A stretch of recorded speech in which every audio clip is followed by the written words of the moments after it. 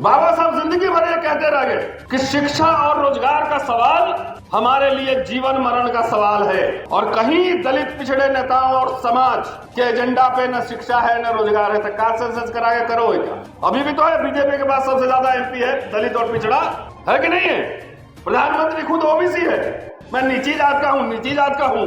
मंडल commission 1 VP Singh लाए, मंडल commission 2 Arjun Singh लाए। ये पिछड़ा प्रधानमंत्री कोई लाया है? कुछ लाया है कि जो मिला था आपको पहले थोड़ा बहुत उसको छीन रहा है, और तब भी आप उसकी पालकी ढो रहे हो। मुझे पता है 44% 2019 के चुनाव में पिछड़ों ने वोट दिया बीजेपी को, तो अपने हाथ में कुल्हाड़ी लेके अपना पैर काटोगे। कहाँ किसी ब्राह्मण ने हल्ला किया कि हम सीएम पीएम बनाएंगे? मोदी जी उनके काम कर रहे हैं, पिछड़ा को बैठाया है, सारा काम पॉलिसी डिसीजन, पॉलिसी मेकिंग जितना हो रहा है, सरेआम एनएफएस हो रहा है। हम लोग पागल की तरह हर सेशन में आके बोलते रहते हैं, लेकिन कोई फर्क नहीं पड़ता, ये भी हम जानते हैं। अमेरिका में ब्लैक्स ने नहीं कहा कि हमें राष्ट्रपति बनना है, उन्होंने कहा कि मुझे हिस्सेदारी चाहिए, ब्लैक बिजनेस चाहिए, पैसा चाहिए, सरकारी ठेकों में मेरी हिस्सेदारी चाहिए। और 50-70 सालों में आप जाके देखो, पूरे दुनिया के स्पोर्ट्स में ब्लैक राज कर रहे हैं, हॉलीवुड में राज कर रहे हैं, और अरबपति है, मिलियनर बिलियनर है। इस समाज को हमारे जात का पीएम क्यों नहीं बना? खाली सीएम पीएम कुर्सी होता है। बाबा साहब अम्बेडकर बार बार कहा करते हैं कि राजनीति बहुत ही गंभीर विषय है, इसको करने के लिए एक अच्छा वक्ता होना चाहिए, उसको इतिहास का ज्ञान होना चाहिए, उसको अर्थशास्त्र का ज्ञान होना चाहिए, उसको पॉलिटिकल साइंस का ज्ञान होना चाहिए, ये सब होना चाहिए। यहाँ राजनीति करने का मतलब लोग समझते हैं टिकट लेना है खाली, और ये आरएसएस बीजेपी ये बात समझ चुका है कि इनके जात का एक टिकट दे दो ये खुश हो जाएगा। तो मुझे समाज से अपील करना है कि अपने जात के ऐसे नेताओं का बाइकआउट करो, उसको वोट मत दो। लेकिन ये बात समझ में नहीं आती है, अरे जो है पहले उसको तो बचाओ भाई।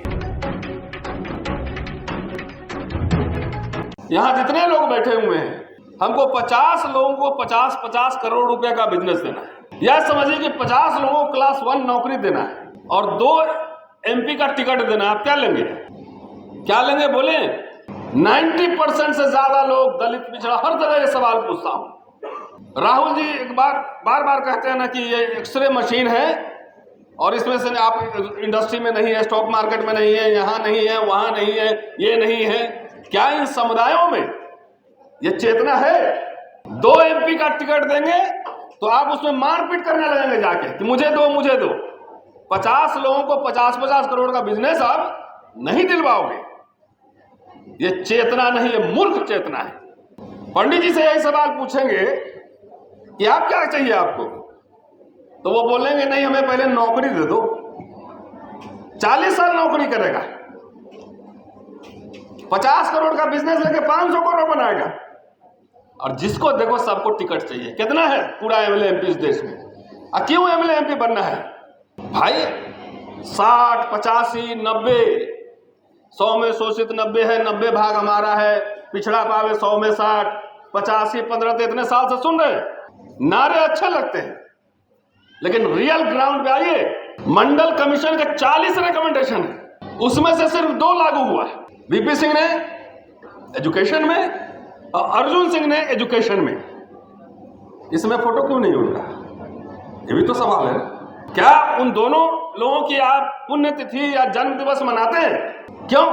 नौकरी और शिक्षा आपके एजेंडा पे है ही नहीं। सबको सफेद कुर्ता पजामा और सफेद जूता पहन के विधायक जी बनना है। सोचिए, मैं गंभीरता से कह रहा हूं, इतना नशा किसी समाज में नहीं देखा।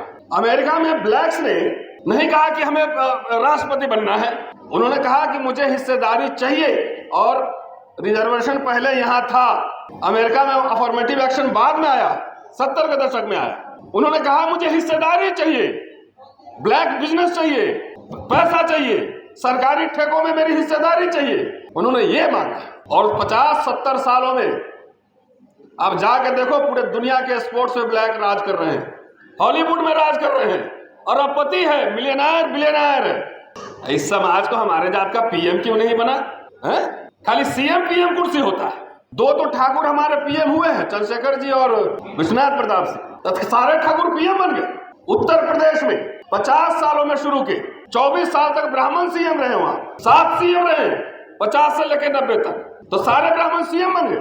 इस समाज को क्या हुआ है? जब सोशल मीडिया पर देखिए, बाबू जगजीवन राम को पीएम नहीं बनाया तो इनको पीएम नहीं बनाया।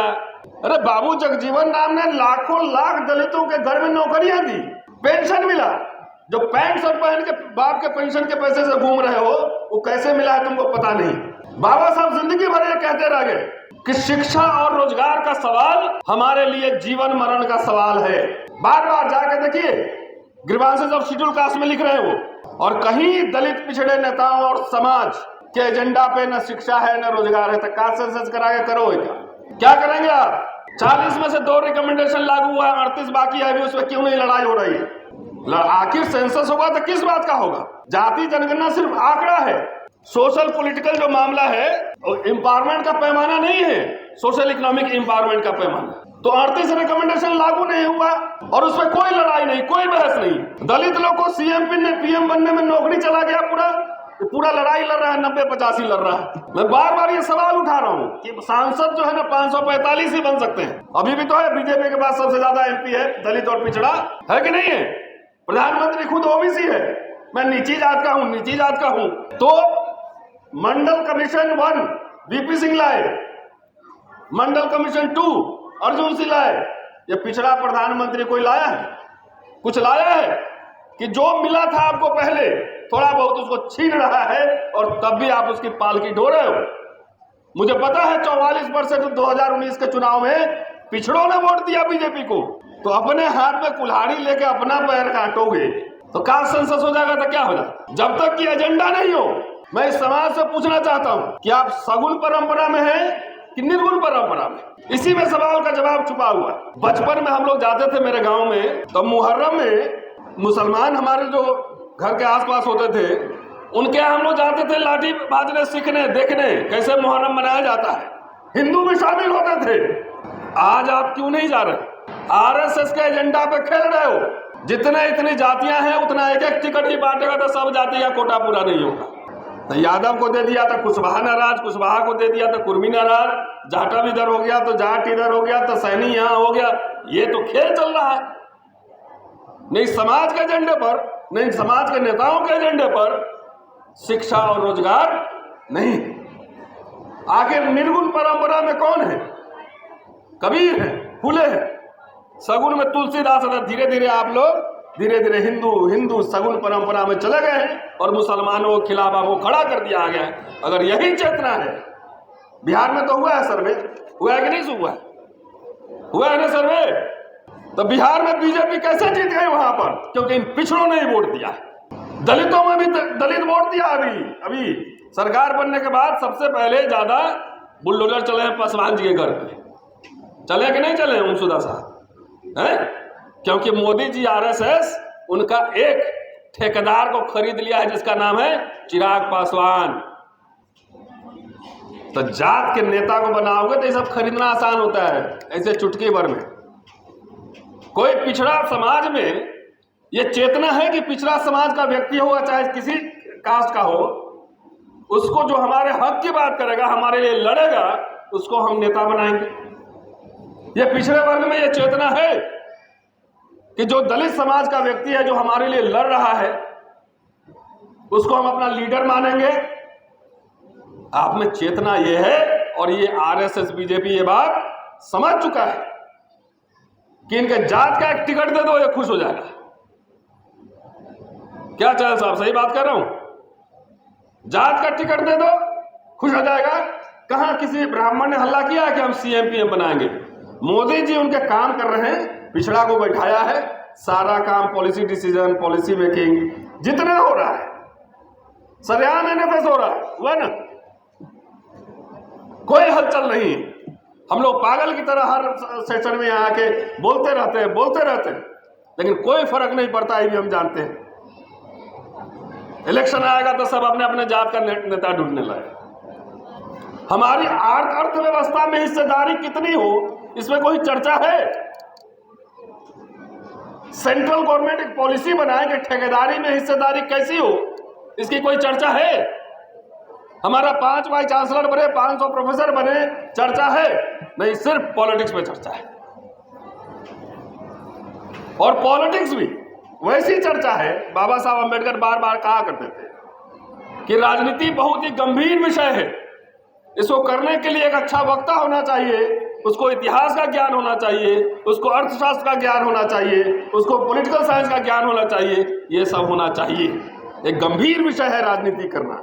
यहाँ राजनीति करने का मतलब लोग समझते हैं टिकट लेना है खाली, एमएलए एमपी पर, और ये आरएसएस डिजाइन समझ चुका है।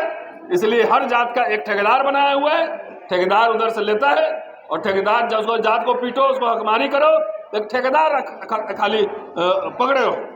तो मुझे समाज से अपील करना है कि अपने जात के ऐसे नेताओं का बाइकआउट करो, बाइकआउट को, उसको वोट मत दो। लेकिन ये बात समझ में नहीं आती है। यही कारण है कि आरएसएस जिस दिन देख लेगी कि जाति जनगणना से हमें लाभ है, वो कराएगी, और नहीं तो ये नहीं कराएगी। आप तो गोल मोल घुमाते रहिए, घूमते रहिए, और बाकी तब तो हम पूरे अधिकार छीन लेंगे। अरे जो है पहले उसको तो बचाओ भाई। इसमें डिबेट नहीं हो रहे हैं, समाज में हलचल नहीं है, आंदोलन नहीं। मुझे दे दो जी, भीख दे दो। कोई आंदोलन है, कोई रैली है नहीं, ये हमारा काम नहीं है। ये काम समाज है, समाज के लीडर्स का काम है। वो लोगों को मोबिलाइज करे। हम लोग तो अपना रिस्क लेके जितना हो सकता है उतना कर ही रहे। आप सभी का बहुत बहुत शुक्रिया। Thank you.